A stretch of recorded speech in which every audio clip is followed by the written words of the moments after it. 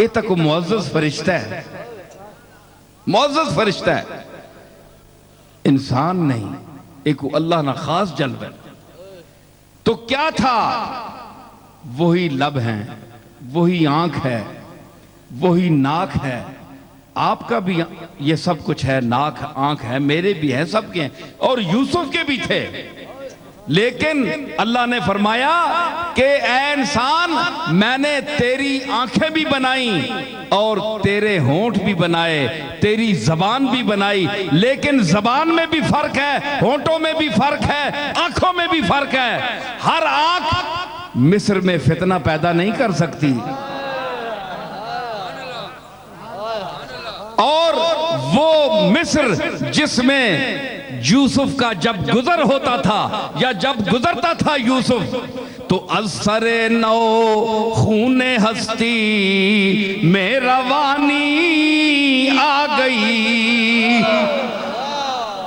वही मिस्र के बाजार के जर्रे पुकार पुकार कर कहते थे कि यहाँ बड़ी बड़ी दुनिया चलती रही, बड़े बड़े नाज वाले चलते रहे, लेकिन ये क्या वजह है कि असरे नौ खूने हस्ती में रवानी आ गई। मिस्र झूम उठा, जुलेखा पर जवानी आ गई।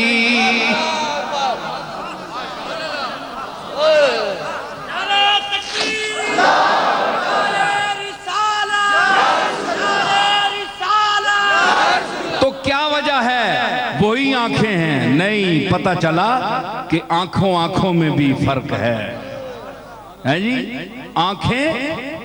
आंखें बड़ी बड़ी हैं, लेकिन उसमें लज्जत नहीं है, कशिश नहीं है, हुस्न नहीं है। तो पहले तो फरमाया कि मैंने तुझे आंख दी है, लेकिन ये जमाले यूसुफ का जिक्र था। अब जमाले मोहम्मदी का आप मकाम खुद देख लें कि हुजूर अलैहिस्सलातु वस्सलाम की चश्म मुबारक का क्या मकाम होगा, जिसके मुतल्लिक मेरे दादा ने कहा कि काली जुल्फ ते अख मस्तानी मखमूर अखी हिम्मत भरिया। काली जुल्फ ते अख मस्तानी वो शराबे मारिफत से मखमूर आंखें जिसमें सुर्ख डोरे थे, जिसमें सुर्ख डोरे थे, और उसमें तजल्लियाते रब्बानिया के वो जलवे थे कि हुजूर ने जिस तरफ, और अहमद रजा क्या कह उठे, यही तो आंख है। जिस तरफ उठ गई दम में दम आ गया, जिस तरफ, वैसे तो नहीं कहा, आंख का मकाम है, आप भी देखते हैं, लेकिन कमली वाले की नजर जिस तरफ उठ गई, दम में दम आ गया, जिस तरफ उठ गई, अरे दम में दम आ गया, जिस तरफ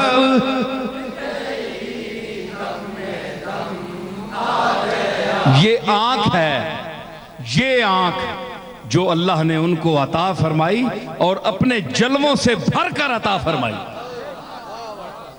तो उसका मकाम और है। ये तो अल्लाह ने आम इंसानों को के लिए फरमाया, अलम नजअल लहू ऐनैन व लिसानम व शफतैन व हदैनाहुन नजदैन, और हमने उसे दो रास्ते दिखाए, ठीक है, और वो उसकी तफसील अलग है, फिर कभी सही किताबें देख सकते हैं आप।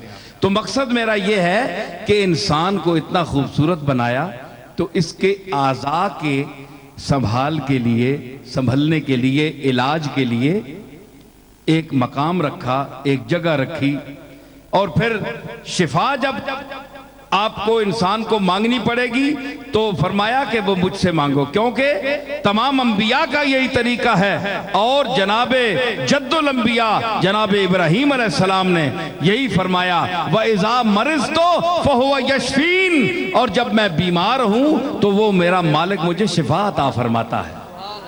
तो शिफा तो उसके पास है, दुआ कर सकते हैं, आप किसी पीर साहब से दुआ करा सकते हैं कि आप, हम अल्लाह के मकबूल समझते हैं आपको, आप उसकी बारगाह में हाथ उठाएं। हमारा काम है, मौलवी साहब का काम है, एक किसी अच्छे नेक इंसान का काम है, वो हाथ उठा दे अल्लाह की बारगाह में, लेकिन देना अल्लाह का काम है। शिफा वो देता है, अता वो करता है। ये अकीदा रखो, यही अकीदा सही अहले सुन्नत वल जमात का अकीदा है। जो लोग गड़बड़ में फंस गए, आजकल के ये आमिलों के चक्कर में फंस गए, कामिल को तो मिलता कोई नहीं है, आमिल जगह जगह बैठे हैं, कामिल है कोई नहीं, आमिल जगह जगह है। कोई अपने हाथों का दिखा रहे हैं, जी लकीरों का क्या मतलब है? भाई लकीरों का क्या मतलब है तो फिर तुम्हें बताओ कि अल्लाह के फकीरों का क्या मतलब है। तुम इन आमिलों के पास लकीरें दिखा रहे हो और अल्लाह के फकीरों के पास जाकर नहीं पूछते कि आप मुझसे, हमारे लिए अल्लाह की बारगाह में हाथ उठाएं।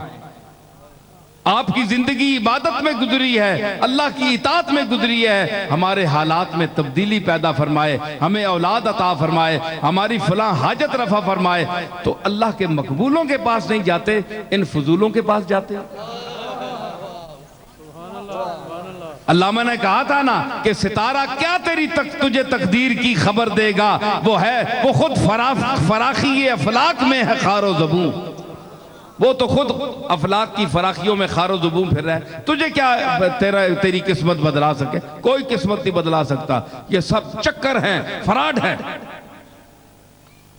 अगर कुरान और सुन्नत की आपने तालीम हासिल करनी है तो आइए कुरान और सुन्नत का मुताला करें, कुरान मजीद पढ़ें, उसवे रसूल करीम पढ़ें, औलिया अल्लाह की तालीमात का दर्स लें। आइए जनाब अली हजवेरी, दाता अली हजवेरी की किताब कशफुल महजूब पढ़िए और हमारे मशाइख सिलसिला की तसानीफ पढ़ें, जनाब हजरत पीर मेर अली शाह साहब की तसानीफ पढ़ें, अकायद पढ़ें कि आपको अकीदा क्या रखना चाहिए। समझ आई? तो वो कुरान और सुन्नत का खुलासा है, उसमें कोई बिदअत और शिरक नहीं है।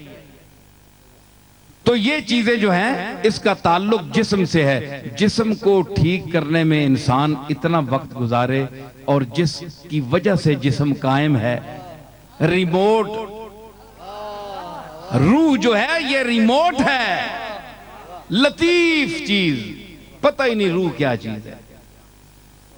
जिस तरह इतने बड़े जिस्म को डंबू जो है जहाज उड़ता है, तो आज रिमोट पर, आज तो मैंने सुना है कि वो उसको क्या कंप्यूटराइज कर दिया है उन्होंने, कि वो उसमें प्रोग्राम कंप्यूट कर देते हैं तो वो खुद ही उतरता है और खुद ही जाता है। तो इतने लतीफ हिंट्स उसको मिलते हैं, इशारे मिलते हैं, तो इतनी बड़ी चीज इशारों पर चलती है। ये आपके इस जदीद दौर की बात मैं कर रहा हूं, तो आप अब भी नहीं समझे कि रूह क्या है, कि आपका इतना बड़ा जिस्म एक लतीफ और हल्की सी चीज के इशारे पर चल रहा है। तो क्या ताज्जुब है, वो इतने